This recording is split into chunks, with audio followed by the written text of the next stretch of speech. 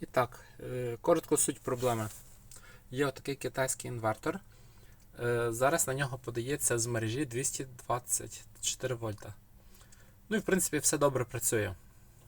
Ось під'єднаний осцилограф, але він під'єднаний через трансформатор, щоб вся осцилограма влазилась. Ну, можна зробити дільник напруги. Поки що я зробив так. Тобто є 100 вольт, на ньому ніби показує 100. Все працює прикольно. Поки я не включу сонячні панелі. Я включаю сонячні панелі. І трансформатор починає годіти. Тобто зараз пішло 244 вольта сонячних панелей. О, і трансформатор гудить. Таке враження, що синусоїда не чиста, але вона чиста. Можливо, там цей осцилограф занадто слабкий, а може якийсь фільтр потрібен, або що. Ну, якось так. Тобто вона реагує все. Тобто без сонячних панелей все прикольно. З сонячними панелями погано. Якось так.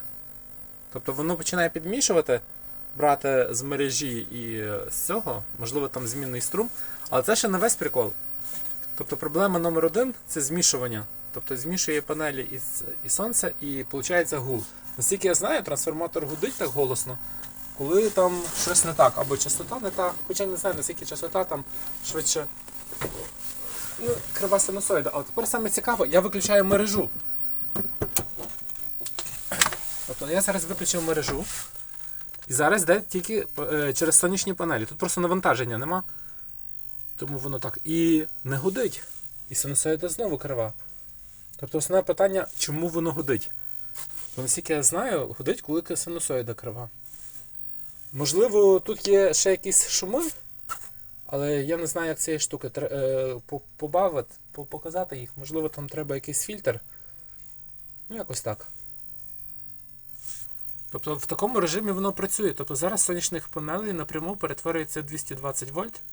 Просто нема навантаження. Можна навантаження якесь підключити і подивитися.